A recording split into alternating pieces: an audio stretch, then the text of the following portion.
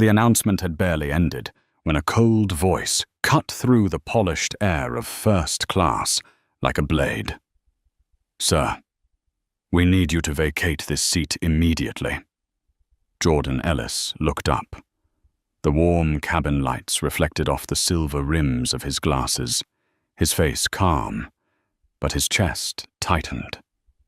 Dozens of eyes turned toward him, skeptical, indifferent, and a few unable to hide their amusement.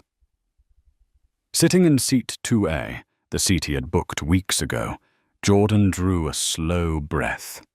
He was far too familiar with this feeling, being treated as though he did not belong in spaces long assumed to be reserved for others. Chloe Ramirez, the purser, tall and immaculate, but with no warmth in her eyes, stood before him. At her side, 2 security officers hovered, their hands too close to their tasers. The whole scene felt rehearsed, as if written in advance. Jordan tilted his head slightly, glanced down at his phone. The screen flashed a notification. $25 million, the first installment of a $120 million deal with Skyreach Airlines, had just been transferred. A faint smile tugged at the corner of his lips, almost imperceptible. With one simple tap, he reversed the transaction. In that moment, Jordan understood. This was no longer just a personal insult. This was a battle. 3 hours earlier, Jordan had walked into the airport wearing a charcoal grey tailored suit, a deep purple silk tie, and carrying a leather briefcase that held the most important presentation of his career. At 43, he was not only the CEO of Summit Capital, a multi-billion-dollar investment firm, but also one of the rare black men from South Chicago who had climbed to the top of Wall Street. He had prepared for this deal for months. Skyreach Airlines, a struggling giant drowning in debt, needed capital to survive. And Jordan was their lifeline. $120 million in exchange for a seat at the table of restructuring, a deal that would rewrite Summit's position in aviation. And yet, here and now, the very airline he was poised to rescue was painting him as an unworthy intruder in front of an entire cabin. Chloe bent down, forcing a brittle half-on smile. "Sir, we have a VIP who requires this seat. You may move to economy. We'll compensate you with a voucher." Whispers spread through the rows. Jordan glanced across the aisle. A heavy-set white businessman cleared his throat and returned to sipping champagne, as if this was routine. Jordan placed his e-ticket neatly on the tray table. "This seat is mine. Booked 3 weeks ago. Fully confirmed." His gaze held steady, but deep inside, memories came rushing back. At 17, a guidance counselor had told him, "College isn't for you. Plumbing is more stable." Pung. At 25, the bank had rejected his startup loan application despite a flawless business plan. At 30, in the Harvard Business Club, someone asked him, "Did you get in because of affirmative action?" Every time he was diminished, Jordan chose only one response: to prove them wrong with results, with relentless perseverance. Now, in this cabin, no one knew that the man being asked to leave was the very investor about to inject $20 million to keep Skyreach afloat. No one knew that a single tap on his phone could send their board of directors into chaos. And no one realized that each slow, measured breath was containing a storm. Jordan did not move. He looked directly at Chloe. His voice, low and steady, resonated across the cabin. "This seat I paid for. I'm not going anywhere." The air froze. The security officers stepped closer, hands brushing their weapons. A few passengers lowered their eyes to their screens, pretending not to watch. The silence was heavier than the engines starting up outside. Jordan felt his heart pounding, not from fear, but from fury. Not just anger for himself, but for every black traveler who had been pushed from places they rightfully belonged. He closed his eyes for a moment. When they opened again, his gaze was sharp as steel. If they wanted to drag him out of this seat, the world would know. But for now, Jordan Ellis sat still, hands resting on his leather case, his charcoal suit uncreased. A striking contrast to Chloe's dismissive stare and the mocking glance from across the aisle. They thought he was just another black passenger who had taken the wrong seat. They did not know he was the man holding the fate of the airline in his hands. And in only a few minutes, Seat 2A would cease to be the stage for humiliation and become the lever for an earthquake that would shake the entire aviation industry. First class was wrapped in an uneasy silence. Jordan Ellis sat still, his gaze fixed on the window, but his mind drifted back to the years that had shaped him into the man he was. The memories returned so vividly, he could almost hear the wind whistling through the cracked walls of the South Chicago housing projects. The peeling paint, the iron staircases frozen in winter. A thin boy named Jordan, clutching a worn book his mother had found at a flea market. His mother, a dark-skinned woman, bent from 3 jobs, always whispering in his ear, "Don't let anyone tell you that you don't belong, Jordan. They will try to erase you. You must show them you exist." He remembered the night she cried over unpaid rent. Then the next morning, in pouring rain, still walked him to school with a smile, as if the world had never been unfair. From her, Jordan learned how to hide pain and forge it into strength. At 18, his guidance counselor shook his head. "Don't dream about Harvard, trade school is more realistic for you." Jordan said nothing. He simply applied, aced his SATs, and became one of the few black students in Harvard Business School. There, suspicion surrounded him. Classmates whispered, "He's probably here because of affirmative action." Jordan swallowed those words, only to rise to the top of his class and earn an invitation from his professor to stay on as a researcher. After graduation, he brought a flawless business plan to a bank. The branch director flipped through the pages and then set them down, voice flat. "Good idea, but we don't think you fit the image we're looking for." He walked out into the freezing wind. And in that moment of near collapse, Jordan vowed, never again would anyone define his worth for him. 15 years later, Summit Capital had grown from a 1-bedroom apartment into a firm managing billions in assets. Jordan was not just making money for himself. He employed more than 200 people, 40% of them women or people of color, those the system had overlooked. He never forgot where he came from, and he cleared the path for others to follow.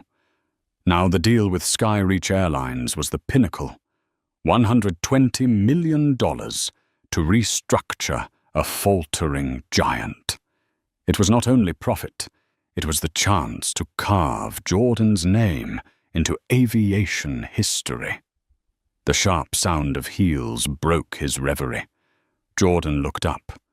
Chloe Ramirez was approaching again, this time with a middle-aged man in a suit, his face flushed with irritation. Graham Lockwood, Skyreach's Vice President of Operations, his eyes blazing with arrogance. "Is there a problem, Mr. Ellis?" Graham's voice was smooth, but laced with contempt. "We need seat 2A for a valued guest of the board. I'm sure you understand, certain positions must be prioritized." Jordan stared at him, unblinking. In that instant, he saw the fear beneath Graham's polished mask, the fear of power slipping into new hands, the fear of someone like him crossing into spaces once reserved only for them. His reply was slow, deliberate, each word sharp as a blade. "What I understand is that this seat was purchased by me.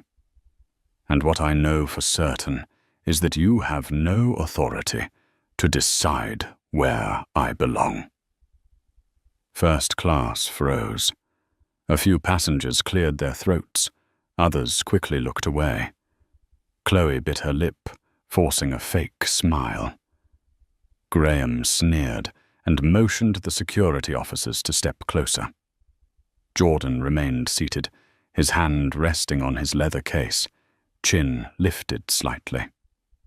Inside he heard his mother's voice. "Don't let them erase you from the picture." He knew this moment would define everything. If he stood and yielded, they would dismiss him as just another faceless passenger. But if he held firm, the truth would emerge. He did not need Skyreach. Skyreach was surviving on the capital he was about to deliver. Anger surged within him, but it was tempered by cold restraint. Jordan Ellis, the boy from South Chicago, now held the fate of an airline in his grasp. He thought to himself, "If they fight with humiliation, I will answer with power. And when this charade ends, it will not just be one seat that trembles. It will be the entire empire of Skyreach." As Chloe turned away, and Graham whispered into his phone, Jordan allowed himself the faintest, coldest smile. Because only he knew the $25 million had already been reversed. Skyreach thought they could degrade him in first class. They had no idea that in this very moment they had awakened the man who held their destiny. The clatter of suitcase wheels echoed from the front of the cabin. Preston Hale, tall and broad, shouldered in a gleaming pinstripe suit, entered with the scowl of a man accustomed to getting his way. In his hand swung an expensive leather briefcase, swinging recklessly close to others, as though the Entourage first-class cabin ought to part for him. His eyes swept the row quickly and locked on to seat 2A, where Jordan Ellis sat calmly. Preston's face flushed red. "What kind of nonsense is this? That seat is mine." The atmosphere shifted. A few passengers glanced toward Jordan. Others buried their eyes in their phones, but the silence was a wall of complicity. Chloe Ramirez immediately stepped forward, her voice sweet but edged with command. "Mr. Ellis, this is a VIP guest of the airline. We ask that you kindly move to economy. You'll be compensated with a voucher." Jordan lifted his head, his voice deep and steady, every word ringing clear. "I purchased this seat 3 weeks ago. The electronic confirmation is right here. I'm not going anywhere." Preston let out a mocking laugh, dripping with disdain. "Some people truly belong in first class, and some do not." The words landed like an invisible sap. A few passengers shifted uneasily in their seats, but no one spoke. No one wanted trouble. No one wanted to be dragged into a conflict they believed wasn't theirs. Jordan felt his muscles tighten. He thought of his mother, of the nights she worked 3 shifts so he could afford his education, of the moment he signed the very first contract for Summit Capital. Everything he had, no one had given him. He built it with blood, sweat, and pride. His voice cut through the silence, firm and unyielding.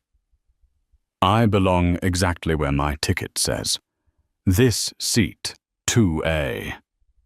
From the corner of the cabin, Graham Lockwood stepped forward after exchanging a glance with Chloe, his smile thin and menacing.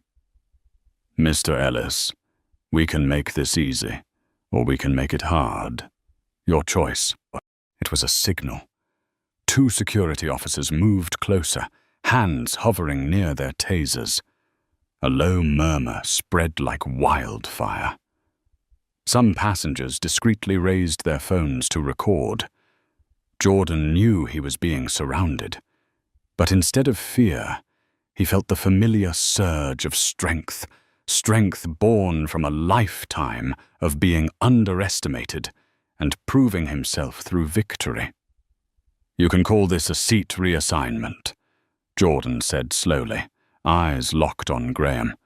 But everyone here can see it clearly. This is a public humiliation.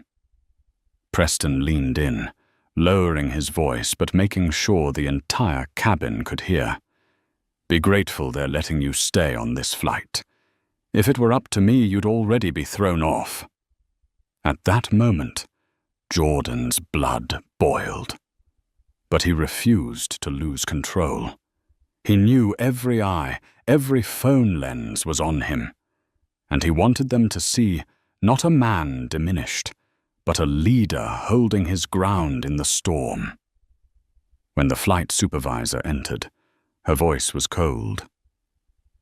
Mr. Ellis, this is now a security issue. We require you to move immediately. Jordan placed his leather case carefully on his lap, lifting his gaze to sweep across the cabin, each passenger, each averted glance. Then he spoke, his voice carrying. This is not a security issue. This is about who deserves respect, and I will not leave this seat unless you drag me out in front of everyone here. The cabin froze. Graham gestured. The 2 security officers stepped closer, hands now gripping their tasers. Preston smirked with triumph. Chloe bit down on her lip, her satisfaction barely concealed. Jordan closed his eyes for a brief moment. He knew this battle was far from over, and when it finally erupted, all of Skyreach Airlines would tremble under the weight of its consequences. Finally gave in. Preston Hale sneered as Jordan Ellis slowly rose to his feet. The 2 security officers closed in, not touching him, but their hands hovered dangerously near their tasers, a silent reminder that one wrong move would mean handcuffs. Jordan gripped the handle of his leather briefcase. Every step away from seat 2A weighed like iron. His heart pounded, not from fear, but from rage. Phones were raised throughout the cabin. Lenses quietly captured the scene. A black CEO in a tailored suit being forced out of his first-class seat to make way for a privileged white man. As Jordan walked down the aisle, passengers averted their eyes. Some flushed with shame, some pretended to scroll their screens, and others smirked openly. He heard the whispers.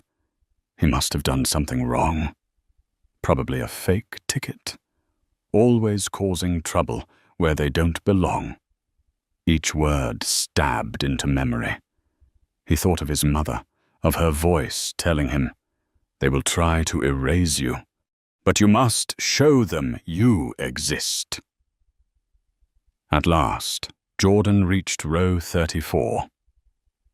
A cramped middle seat wedged between strangers. The man on the aisle scowled, shifting just enough for Jordan to squeeze past, while the woman by the window pressed herself against the wall, recoiling as if from contagion. Jordan sat down, his knees slamming into the seat in front. The space around him was suffocating. From the crystal glasses of first class to the flimsy plastic cup now in his hand, the difference was crushing. He loosened his tie, breathed deep, but the fire in his chest only burned hotter. Moments later, a flight attendant walked by. Jordan pressed the call button. She stopped, avoiding his eyes. "What do you need, sir?" "A glass of water." Minutes later, she returned, dropping a half-filled plastic cup on his tray, water spilling over the rim. No apology. Jordan only nodded, quietly wiping it dry with a napkin. Beside him, the heavy-set man muttered, "In this cabin, they're never kind, especially not to someone like you."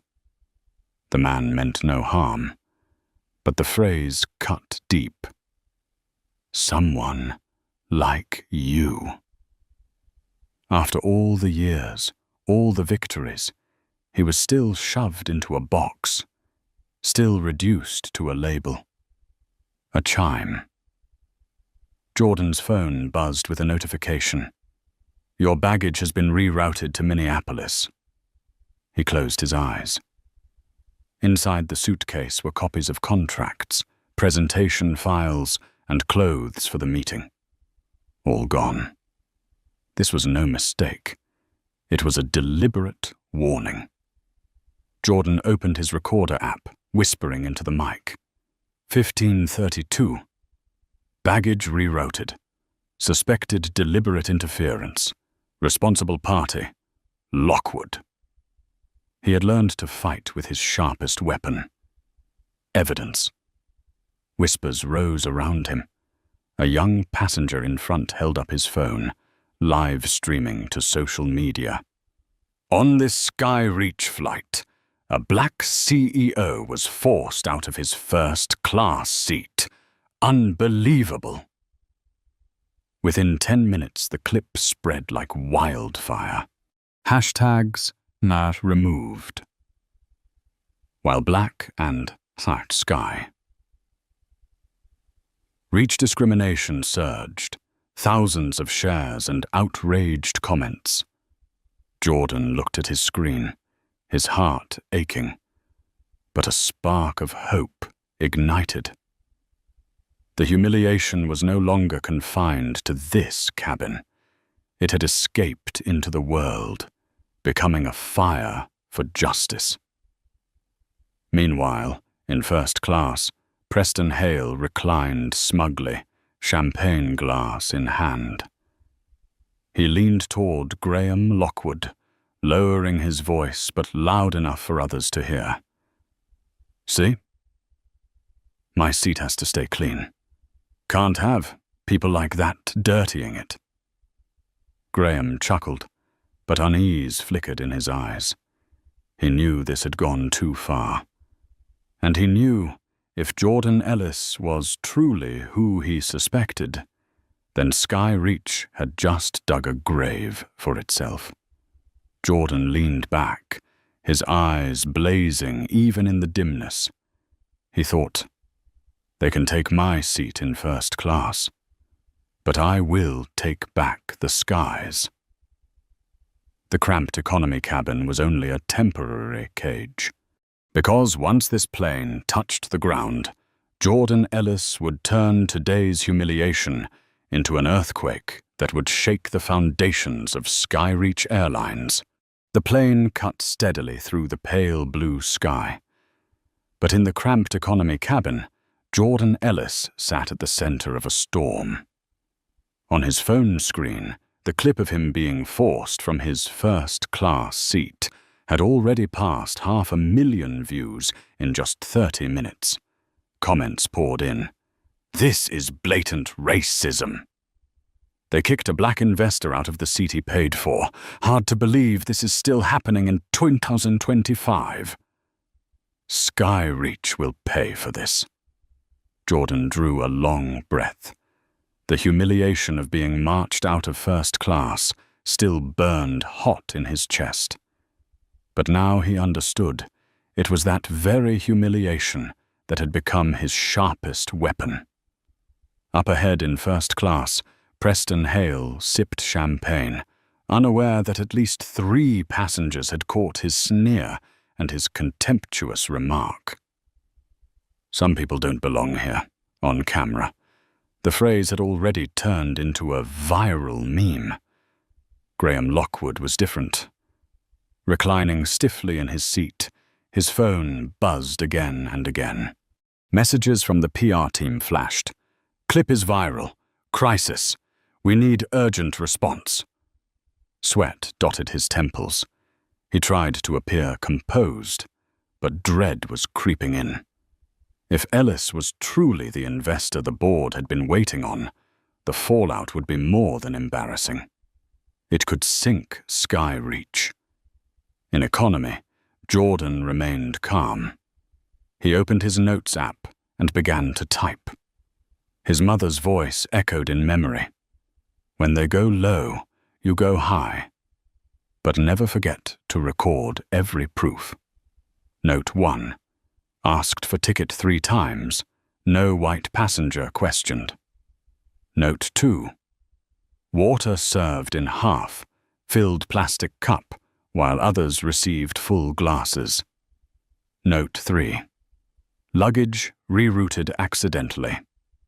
He typed slowly, each word a blade carved into an invisible indictment.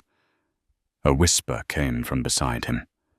The heavy-set man in the aisle seat leaned closer, voice low. "I filmed when they told you to leave your seat. If you need it, I'll send you the clip." Jordan looked at him, eyes shining. "Thank you. You don't know how important this is."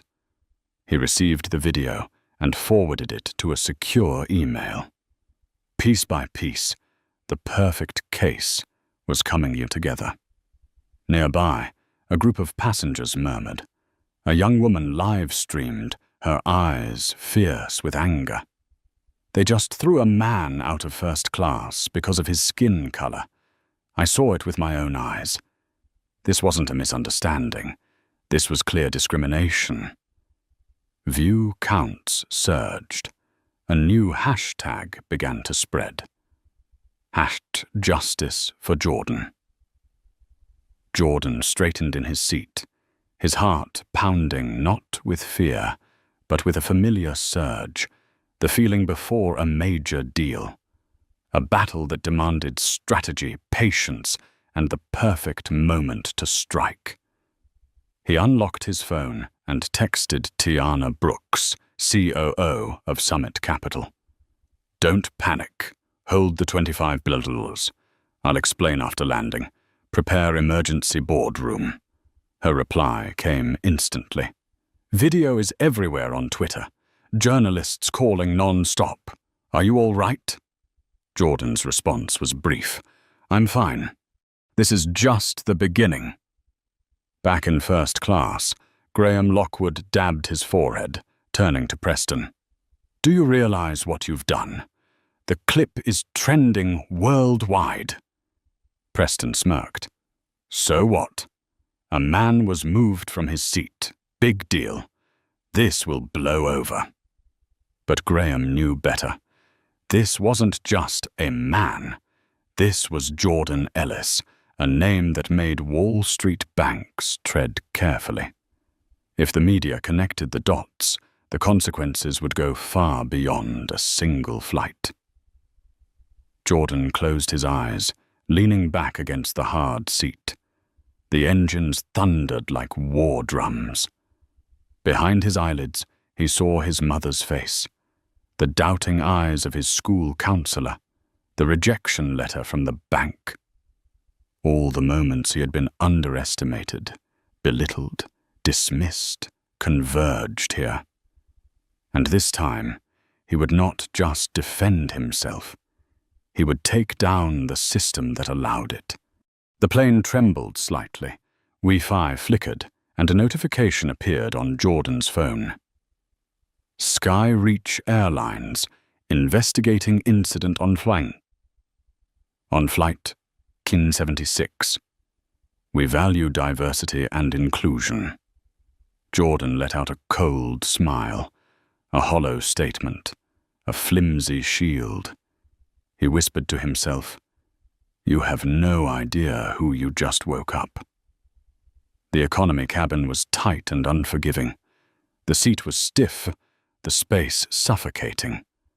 But in Jordan's eyes gleamed the steel resolve of a strategist.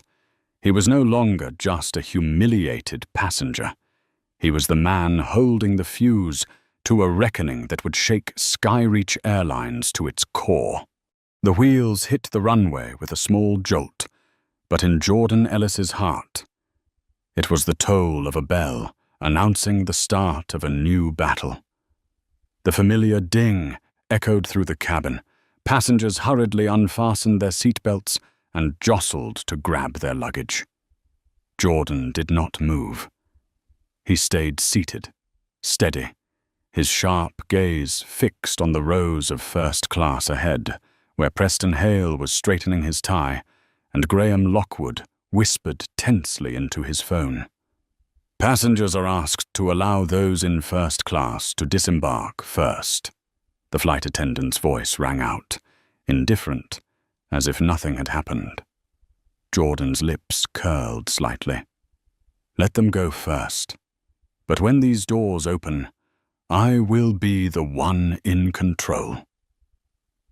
The arrivals hall was packed, but in the sea of people, eyes turned instantly toward Jordan. A few economy passengers whispered, pointing.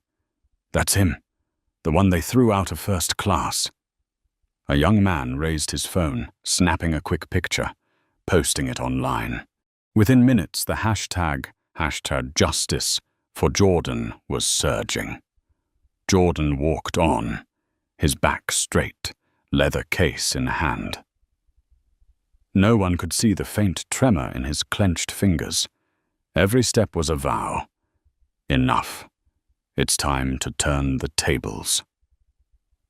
Outside the terminal, a sleek black sedan waited. The driver, suited, bowed respectfully. "Mr. Ellis, the CEO of Skyreach has sent a car for you." With that single line, his true identity was laid bare. A few nearby travelers froze, jaws dropping. A woman whispered, stunned, "Oh my God, he's the investor." Phones lifted again, another clip uploaded.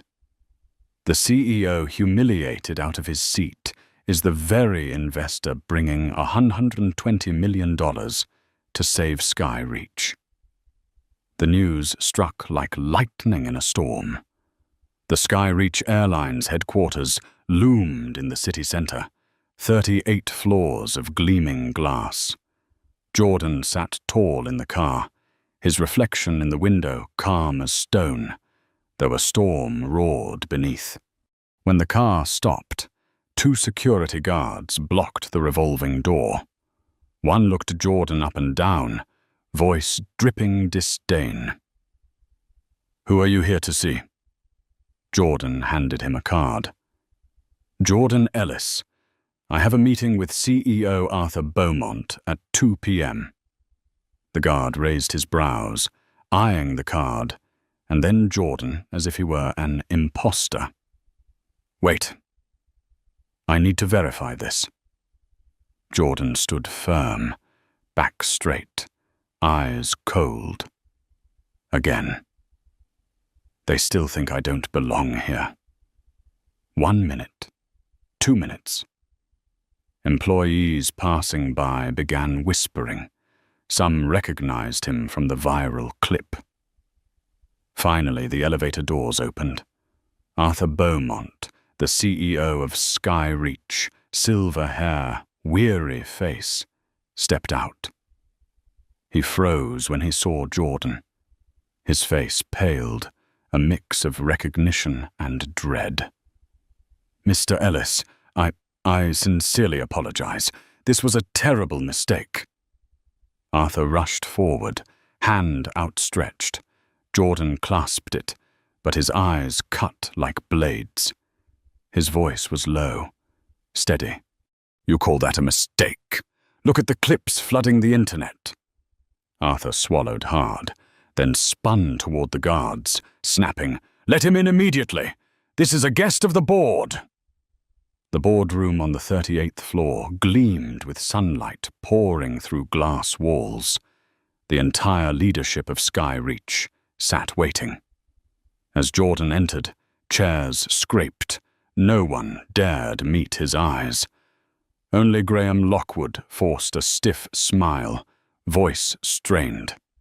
"Mr. Ellis, what a surprise. I was told there was some incident on the flight. We'll investigate and handle." Jordan cut him off, placing his leather case on the table with a sharp thud. "Not an incident, a deliberate humiliation. And I have the proof." He raised his phone, playing the video that showed Graham giving the order to the crew. Graham's face drained of color. Murmurs rippled across the room.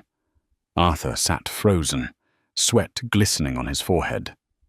Jordan stood tall, gaze sweeping the room. "You invited me here to save Skyreach with $20 million.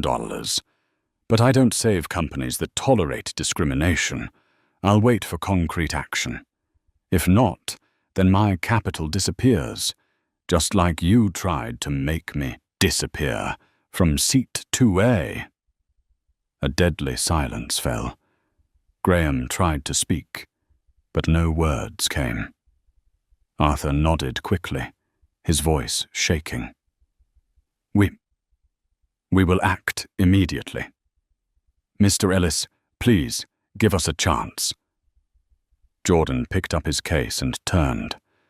The door closed behind him, leaving a room of pale, shaken faces. In the descending elevator, Jordan stared at his reflection in the mirror. His eyes glowed like tempered steel. They thought I would bow my head. But I've just put this entire empire under my hand. And outside, the world was roaring, turning one shove from a first-class seat into a fight to the death over dignity, justice, and power. The luxury hotel in the heart of the city glowed with light.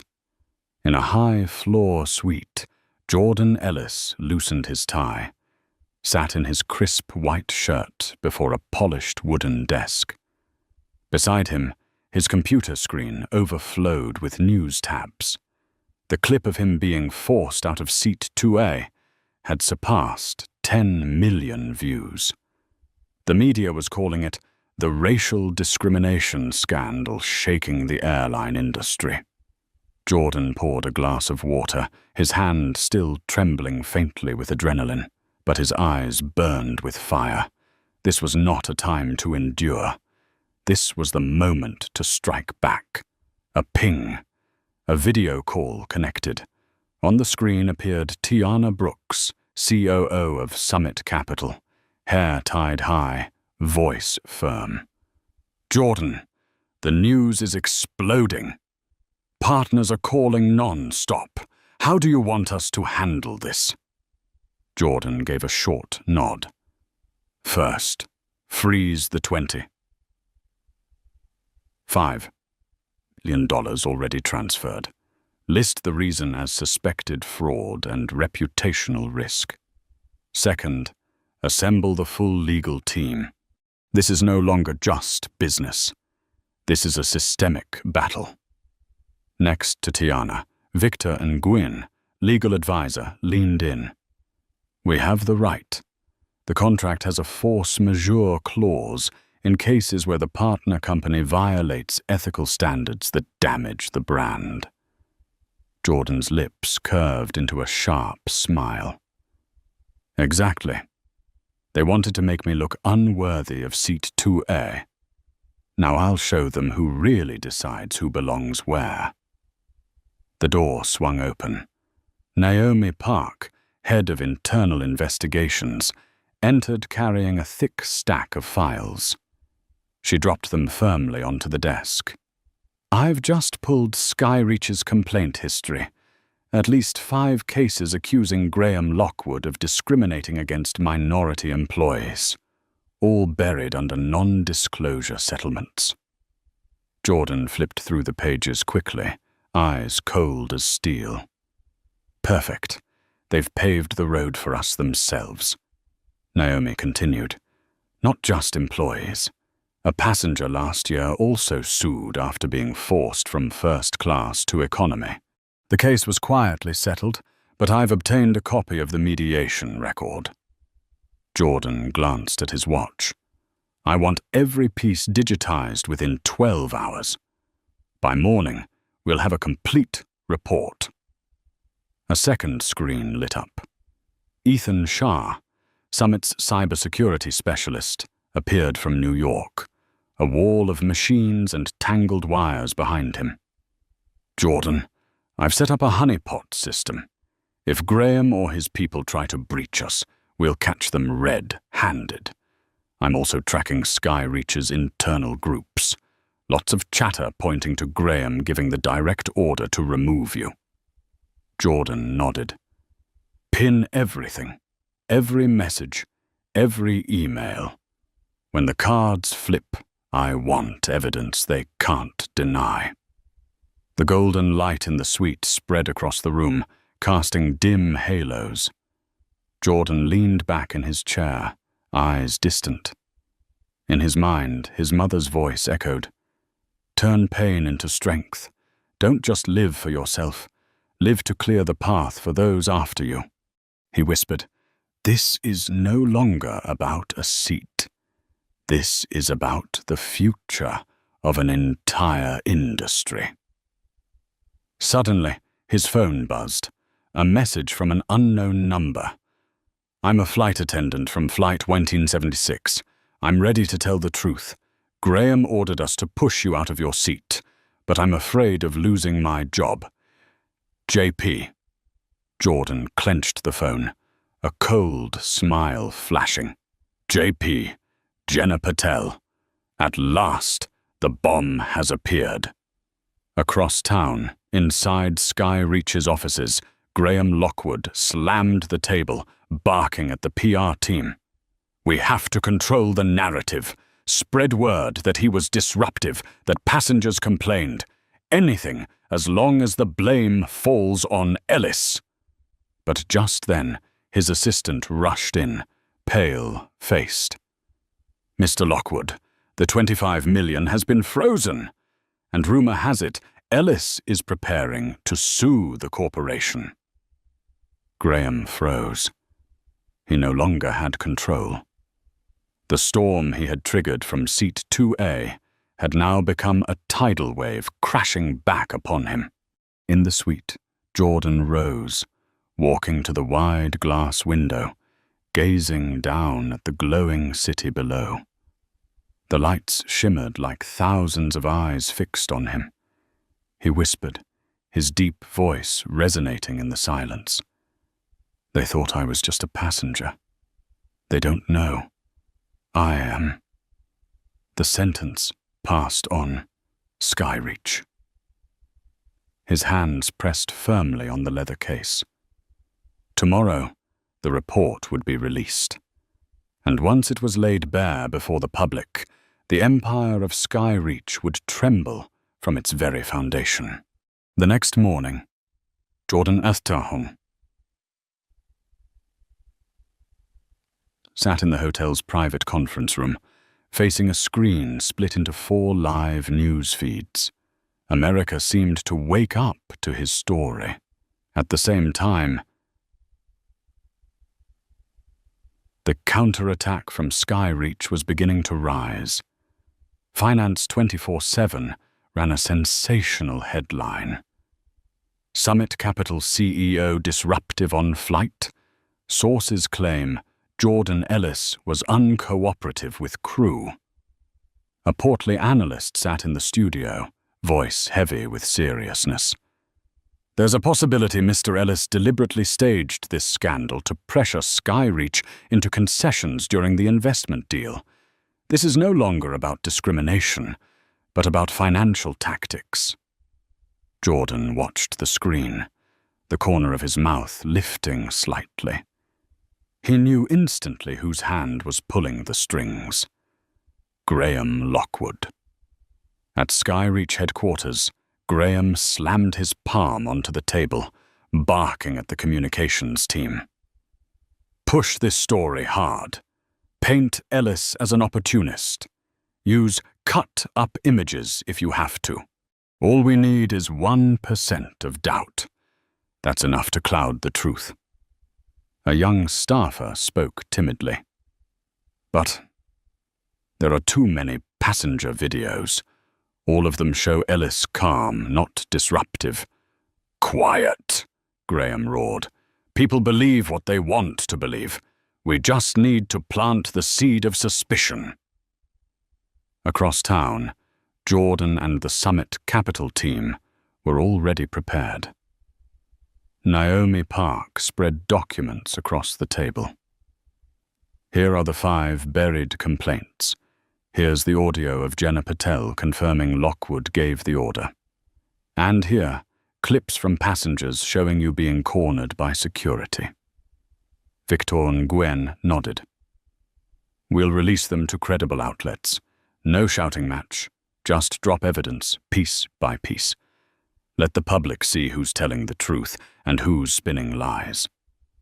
Jordan sipped his coffee slowly, eyes like burning steel. Graham wants to smear me, but every time he throws dirt, I'll answer with truth. And truth has the power to destroy more than any lie ever could. By noon, the Wall Street Herald published an exclusive flight attendant reveals Skyreach VP ordered passenger removed from first class. Attached was an audio clip of Graham's voice.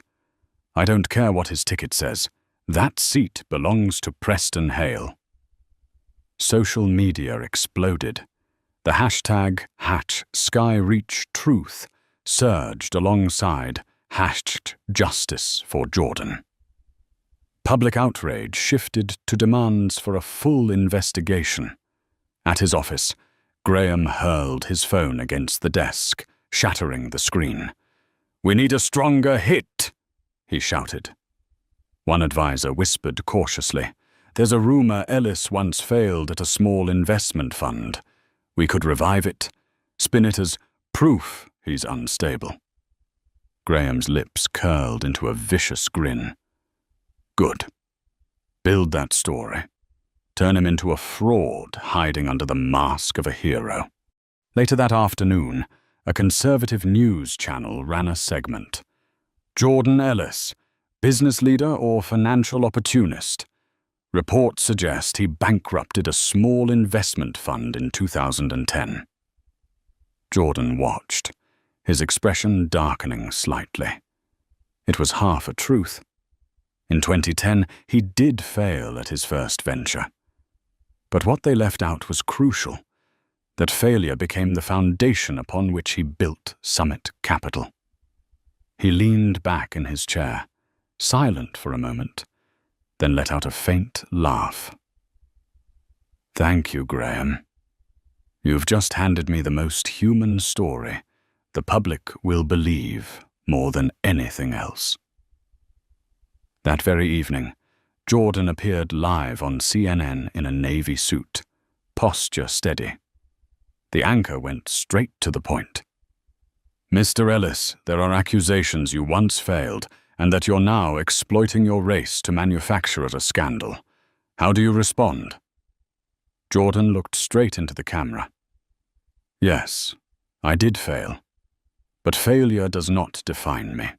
It forged me into the man sitting here today. The man who built a multi-billion-dollar fund, created hundreds of jobs, and is ready to invest to save Skyreach. But instead of working with me, they chose humiliation. The question isn't how many times I stumbled. The question is, why, in 2025, is a black passenger still seen as unworthy of sitting in first class, even after paying like everyone else? The studio fell silent. The anchor nodded solemnly. On social media, thousands of comments flooded in. He's right. This isn't just about one man. This is about all of us. When the program ended, Jordan switched off the TV. His phone buzzed with a message from a major partner. "We stand with you. Sky Reach will pay the price." Jordan gave a quiet nod. He knew. Graham had just lost a move. The dirtier they fought, the more Sky Reach revealed its true nature. He whispered to himself, voice low and resonant in the room. "You want to humiliate me with lies. I will bury you with truth, with..." On the third night after the flight, the city had not yet gone to sleep when social media exploded once more. A flood of new clips appeared, passengers releasing more evidence, videos showing security closing in on Jordan Ellis, and clear shots of Preston Hale's smug grin. Each clip was like a knife, carving deeper into the image of Sky Reach Airlines, deliberately humiliating a black investor right there in first class. In the makeshift office at the hotel, Jordan and his team sat around the table. The glow of computer screens lit up tense faces. Naomi Park dropped another thick file onto the desk. "We have 7 former employees ready to testify. Every one of them was pressured or discriminated against by Graham Lockwood." Victor Nguyen leaned in, voice firm. "Legally, we already have grounds for a class action suit, but I think right now public opinion is stronger than any courtroom." Jordan nodded slightly. He knew well. The public was the first jury. At Sky Reach headquarters, the board of directors held a closed-door meeting. The air was heavy as stone. One director slammed his palm on the table. "The stock is down 15% in just 3 days. Corporate clients are canceling contracts non-stop. We've lost nearly $500 million in market value." Veteran board member Margaret Doyle turned cold eyes toward Graham. "Mr. Lockwood, how do you explain this? Every piece of evidence points directly to you." Graham swallowed hard, forcing a smile. "This is Ellis's plot. He staged everything to seize control of Sky Reach. Don't you see? This is a financial attack." But his excuses fell flat. The directors exchanged uneasy looks. They were beginning to realize Graham was no longer a shield, but a liability. Meanwhile, Jordan appeared on NBC's evening program. The camera zoomed in on his face, calm, steady, but his eyes burning with fire. The anchor asked, "Midterm, Ellis, Sky Reach claims you're using the incident on the flight to gain leverage in a $120 million deal. How do you respond?" Jordan gave a faint smile. "If I wanted leverage, I would have stayed silent, signed the deal, and ignored the humiliation. But I couldn't.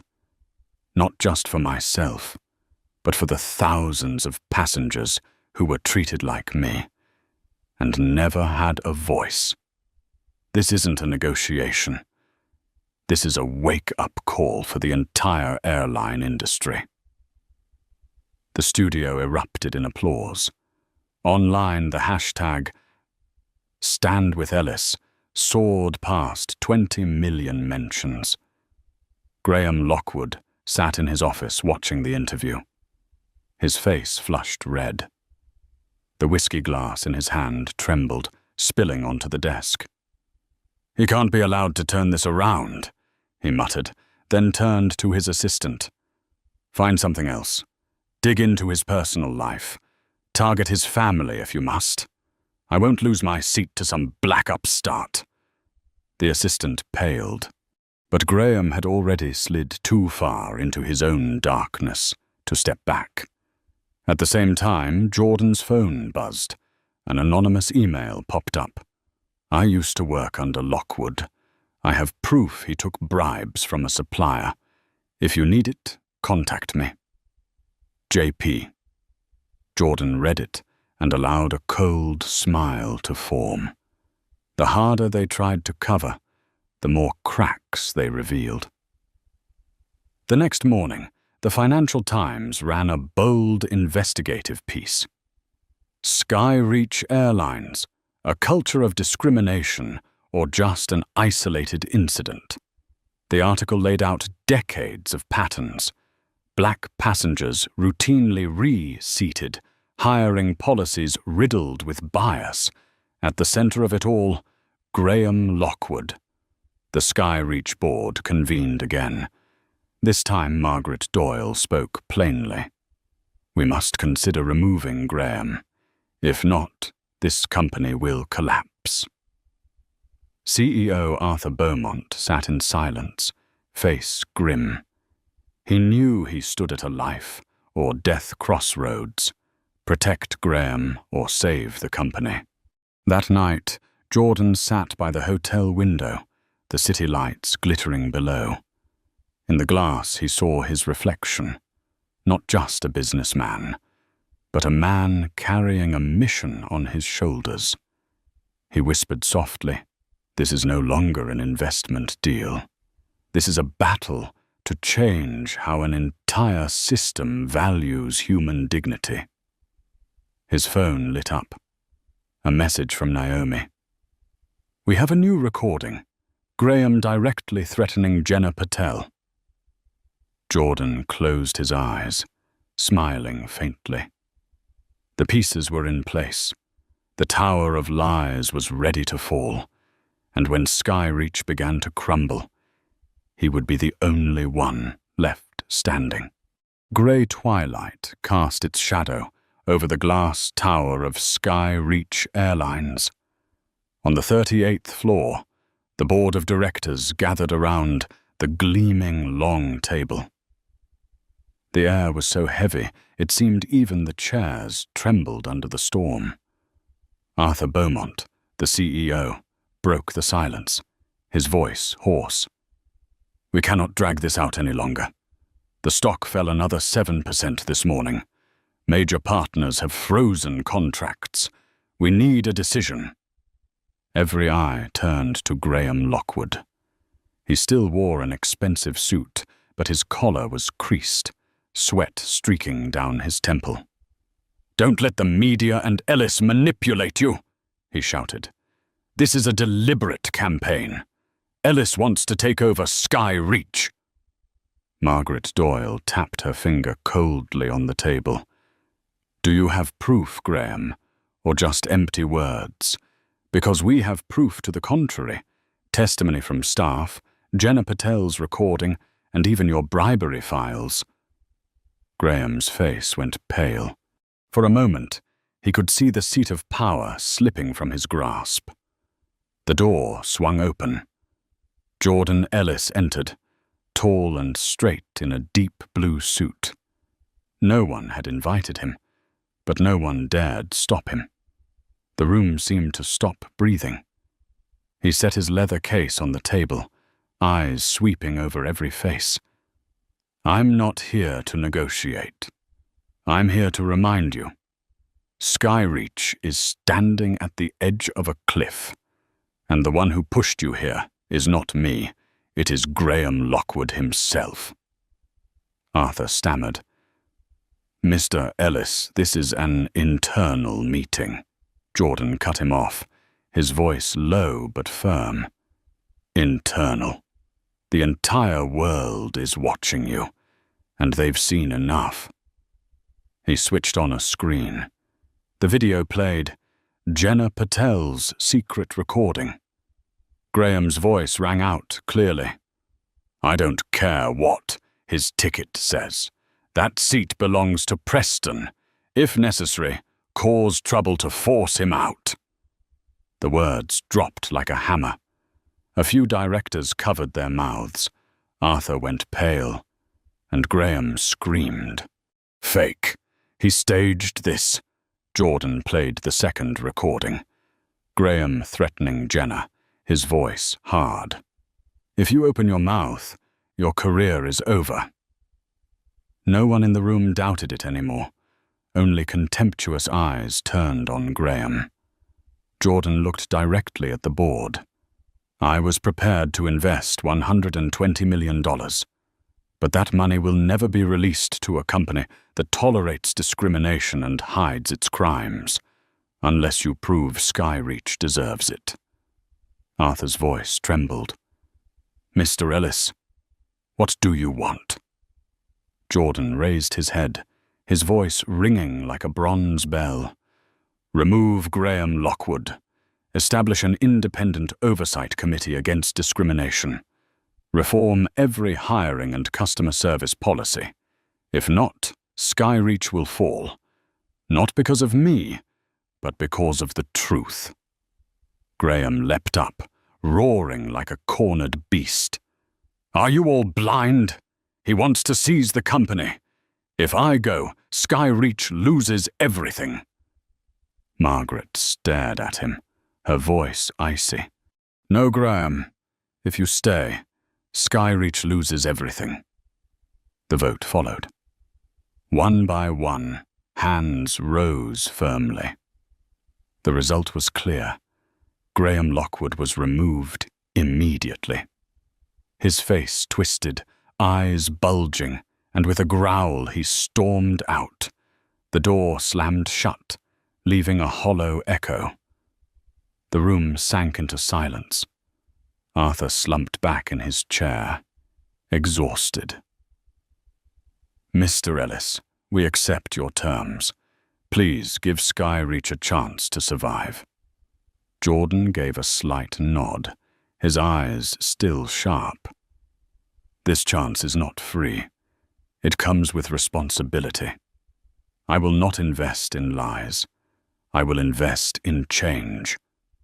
He gathered his case and walked out. Behind him, the remaining faces stared not only with respect, but with fear.